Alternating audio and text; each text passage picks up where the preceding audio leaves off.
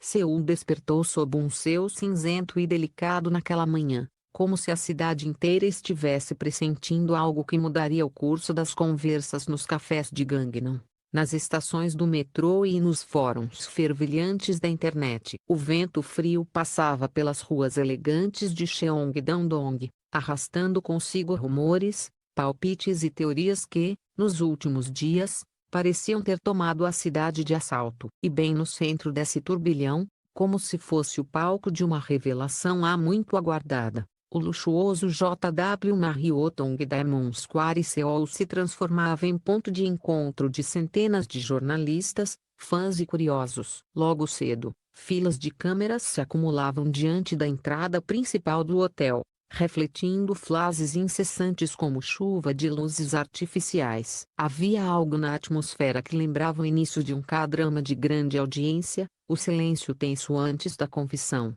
o brilho nervoso nos olhos dos repórteres, a sensação de que um segredo muito antigo estava prestes a ser arrancado da escuridão e exposto diante do mundo. O motivo dessa comoção?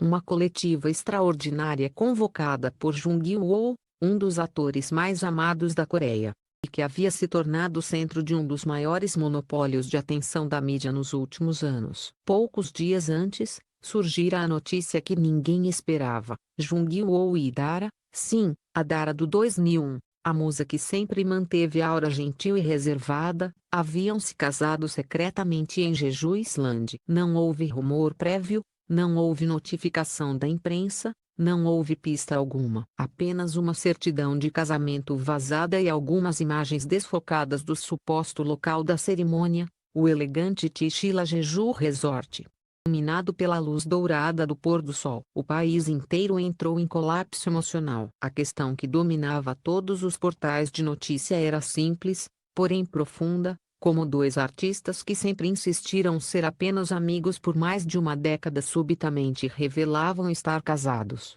E mais ainda, por que agora? Por que em segredo?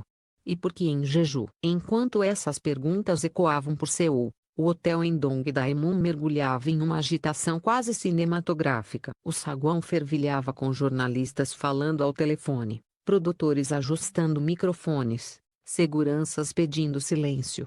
Os fãs, esmagados entre as grades de contenção, seguravam cartazes escritos à mão: "Opa, estamos com você, Dara Oni, seja feliz. Foi amizade? Foi amor? Contem para nós." O relógio marcou 15h quando, finalmente, as portas da sala de conferências se abriram.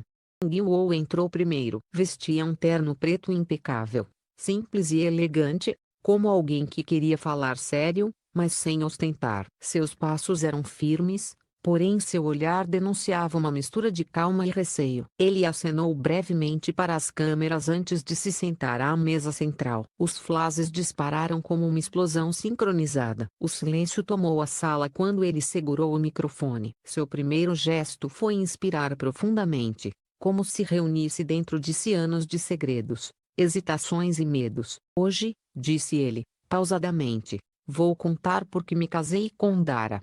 Depois de tantos anos como apenas amigos, uma onda de murmúrios atravessou a sala como eletricidade. Alguns jornalistas olharam uns para os outros com olhos arregalados. A frase ecoou não apenas ali, mas em cada notificação de celular, em cada transmissão ao vivo, nos trending topics que explodiram instantaneamente. Monopólio, a palavra que vinha sendo usada pela mídia para descrever o domínio de Woo sobre as manchetes, agora ganhava novo significado. Ele não apenas monopolizava a atenção, monopolizava o coração do país inteiro. Conforme ele continuava, o passado começou a se reconstruir com detalhes delicados, quase poéticos. Ele contou que conheceu Dara em 2012, na cafeteria da IG, quando ambos, no auge da fama, viviam rotinas impossíveis e respiravam pressão do amanhecer ao anoitecer. O encontro foi breve, mas deixou marca.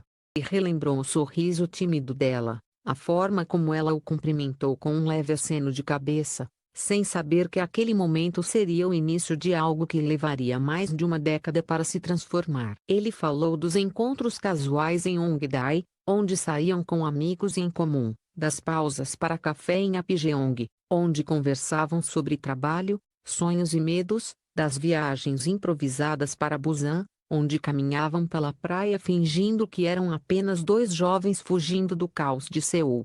Sempre amigos. Sempre próximos. Nunca algo além, pelo menos na superfície.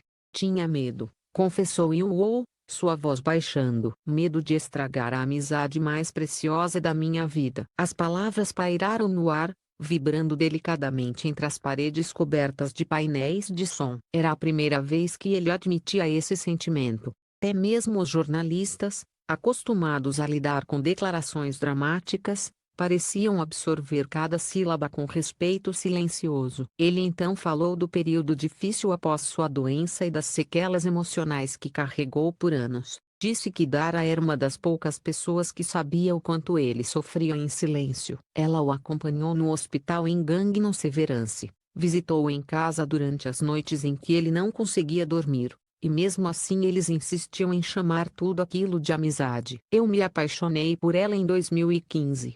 Disse Woo com uma sinceridade cortante. Mas eu não disse nada. Achei que não tinha o direito de complicar a vida dela. Confissão caiu como um raio na sala. Alguém deixou escapar um meu Deus baixinho. As câmeras aproximaram-se de seu rosto, captando cada leveza e sombra. Os jornalistas estavam sedentos pela próxima parte.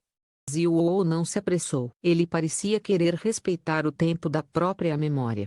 Contou sobre as dores de Dara após o fim do 2001, sobre o peso emocional que ela carregou, sobre as noites em que ela se escondia atrás de um sorriso que não alcançava aos olhos. Ele relatou como ela confiava nele mais do que em qualquer outra pessoa.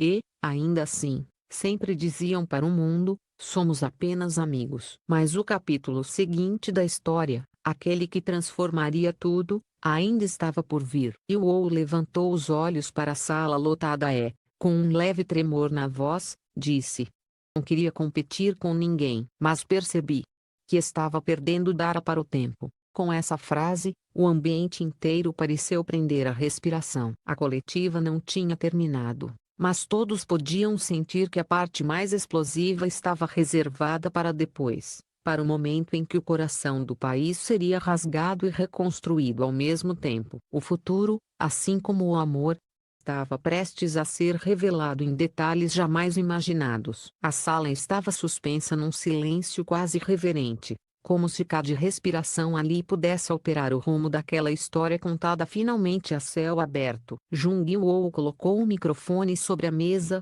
respirou fundo e deixou os olhos percorrerem a sala lotada. A intensidade do momento parecia maior do que qualquer papel que já havia interpretado. Naquele instante, ele não era ator, era apenas um homem prestes a revelar a parte mais vulnerável de sua vida. Ele continuou, dizendo que a decisão que mudou tudo não aconteceu em um set de gravação, nem em um encontro sigiloso em Gangneung, mas em um dos lugares mais simbólicos de Seul, a Namsan Seoul Tower. Era inverno, o vento golpeava o rosto e a cidade abaixo parecia um mar de luzes. Ele e Dara haviam subido discretamente, usando capuzes para evitar olhares curiosos. Por mais que estivessem acostumados à fama, aquela noite era só deles. Estávamos lá, olhando para Seul, disse ele, o olhar perdido como se revisse o cenário diante de si.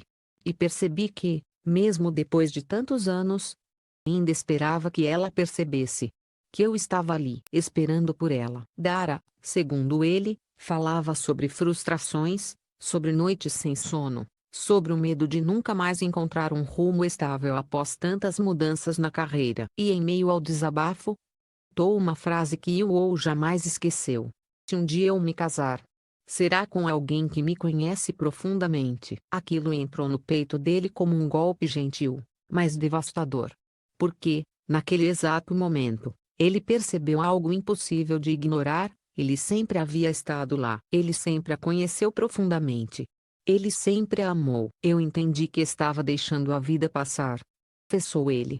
E que, se eu não fizesse nada, acordaria tarde demais. Foi aí que a coletiva deu uma guinada inesperada. A lateral da sala se abriu suavemente. Frases se precipitaram como uma tempestade. Dara apareceu, simples, elegante, visivelmente emocionada, e caminhou até o palco. Ninguém sabia que ela iria participar. Mesmo alguns membros da equipe parecem surpresos. Mas para Yoo, era como se aquele momento já estivesse escrito desde sempre. Dara se sentou ao lado dele, segurando o microfone com mãos trêmulas. A sala ficou completamente silenciosa. Então ela disse: sim, fomos apenas amigos por muitos anos. Amigos que cuidavam um do outro. Amigos que seguravam o mundo um do outro quando tudo parecia desabar. Sua voz era suave, mas havia nela uma força que o público raramente via. Ela contou como, no auge de sua ansiedade pós-2001, ou foi a única pessoa que atravessou a noite para ficar com ela. Como ele a levou escondida para o Gangneung Severance Hospital quando ela teve uma crise inesperada. Como ele cozinhava para ela em seu apartamento em Cheongdam-dong, deixando bilhetes incentivadores sempre que precisava ir trabalhar cedo. E como, mesmo assim, nenhum dos dois ousava chamar aquilo de amor, por medo de perder o que tinham. Eu precisava dele, disse ela, olhando para ele com uma vulnerabilidade que fez muitos repórteres engolirem em seco. Mas demorei para perceber que ele também precisava de mim. A confissão de Dara mudou o tom da coletiva. Era mais uma explicação. Era uma revelação que tocava profundamente qualquer pessoa que já amou com medo. Yoo retomou a palavra e contou sobre o dia em que tomou coragem para finalmente pedir Dara em casamento. Surpreendentemente, foi em Seul. Foi em Jeju, no alto do Seongsan e o Chubong-peak, conhecido como Pico do Sol Nascente. Era o lugar favorito deles, um lugar onde o vento parecia carregar segredos e promessas entre suas rajadas. Ele descreveu a cena. Dara estava com um casaco grosso, bufando de frio, enquanto ele tentava esperar o momento certo. Não havia um anel caro, nem fotógrafos escondidos. Apenas um homem que havia decidido parar de correr do próprio coração. Eu me ajoelhei, disse ele, rindo de forma quase tímida. Mas não fiz um discurso bonito. Só perguntei: vamos parar de fingir que somos só amigos? A sala se encheu de murmúrios emocionados. O país inteiro acompanhava cada palavra através de transmissões ao vivo. Era possível sentir a energia de milhões de pessoas prendendo a respiração ao mesmo tempo. Dara sorriu, lembrando do momento. Nem consegui responder direito. Só chorei. Ele soube que era um sim. E assim, chegaram ao capítulo mais aguardado, o casamento em Jeju. Yoo explicou que escolheram fazer tudo longe da capital justamente porque queriam um dia realmente deles. Eles reservaram o Tishila Jeju Resort sob nomes fictícios, pediram aos convidados que deixassem celulares na entrada e fizeram uma cerimônia ao ar livre enquanto o sol descia sobre o mar. Apenas amigos mais próximos estavam lá. CL, Minzy, Taeyang, Chaeon-woo, Park Myeong e Oh Yeon-seok. Todos testemunharam algo que o público não viu, dois amigos de longa data finalmente reconhecendo que eram, na verdade, almas gêmeas. Dara acrescentou que não esconderam o casamento por egoísmo. Era proteção. Ela temia que a pressão da mídia destruísse o início da nova vida deles antes que tivesse tempo de florescer. Eu queria começar nosso casamento com paz, disse ela, mesmo que fosse apenas por algumas semanas. A coletiva, até ali emocional, um tom mais profundo quando um repórter perguntou se eles se arrependiam de não terem assumido o relacionamento antes. Yoo pensou por alguns segundos antes de responder. Não me arrependo de esperar anos, disse ele, olhando para Dara. Porque, esperando, aprendi a amá-la do jeito certo. Havia uma sinceridade tão crua nessa frase que ninguém ousou falar por alguns instantes. Dara então apertou a mão dele discretamente sob a mesa. Não precisaram dizer mais nada. A sala inteira entendeu. O fechamento veio com um gesto simples, mas simbólico. Os dois se levantaram, fizeram uma reverência profunda, à imprensa, ao público, ao tempo, ao destino, e saíram lado a lado pela porta principal do hotel. Nada de fugir pelas entradas secretas que celebridades costumam usar. Eles saíram pela frente, juntos. Como se dissessem ao mundo: estamos aqui. E não temos mais nada a esconder. Lado de fora, Seul já estava banhada pelo pôr do sol. As ruas agitadas refletiam tons alaranjados nas fachadas de vidro, e naquele instante, parecia que a cidade inteira deixava escapar um suspiro, como se tivesse esperado por essa verdade tanto quanto eles. A história não era sobre um casamento secreto, não era sobre um escândalo. Era sobre duas pessoas que levaram tempo demais para admitir que eram, desde o início, o porto seguro uma da outra. Enquanto se afastavam do hotel, mãos entrelaçadas, uma sensação clara permanecia no ar: o amor que sobrevive ao tempo sempre encontra a sua própria maneira de ser revelado.